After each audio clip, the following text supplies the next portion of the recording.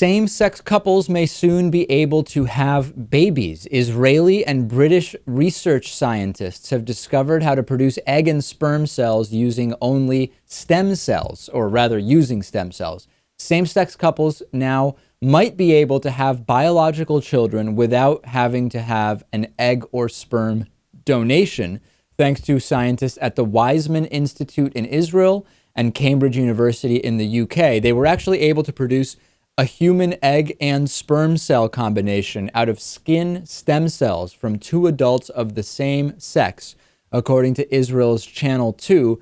This means it would be possible for lesbian couples and gay couples to actually have their own children, not requiring anybody else's DNA. This could also provide a lot of new insight into fetal development, advanced treatments for infertility, so many other applications.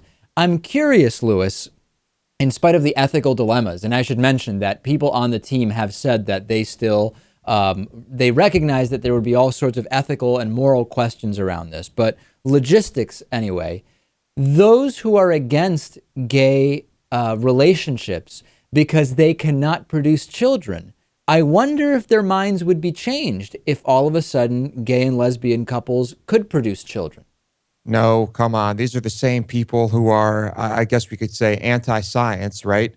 I think that they would consider this just as much of an abomination as a gay wedding or a gay marriage. So yeah, no, I assume that they would say, well, they're science that is not godly is allowing them to do this, but they are not producing children in the traditional way which God intended to have happen. Something like that is what I would expect. Exactly. That's exactly what we'd hear. And this sounds very similar to, we talked about the 3-person babies in the UK that were kind of using DNA or something from another woman to, I guess, eliminate the chance of disease in babies. But we're getting to the point where we're going to see just completely customizable babies in every way. And that's what some of the scientists involved in this said. They are really not sure about that, if that what the ethical considerations are there. And that's kind of a separate discussion, which we've touched on a little bit on this show, but I'm sure will become more and more of a conversation as you can make genetic changes. 15 to 20 years from now, several futurists believe you will be able to make genetic changes to an individual before they are born that could certainly impact the diseases that they are predisposed to. But not long after that, you would assume that managing the physical appearance and other intellectual and emotional traits may also be possible. Separate issue, and I have not been able to get a final determination on this, since women have 2 X chromosomes, would lesbians only be able to produce female children via this technique since they lack the Y chromosome needed to produce a male?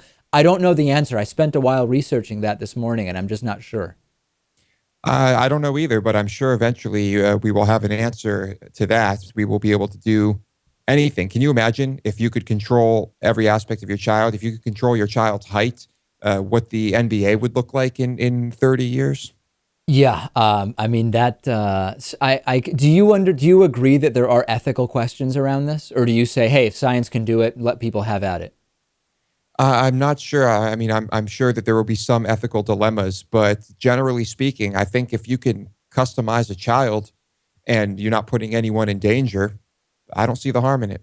You've talked about if you accidentally had a kid, you would probably love the kid. If you could customize to have the exact kid that you want, would it increase the chances that you love the kid? I don't think it would increase the chances that I love the kid. It might increase the chances of me having said kid. All right. Well, there we go. Always good to keep on top of that with Lewis.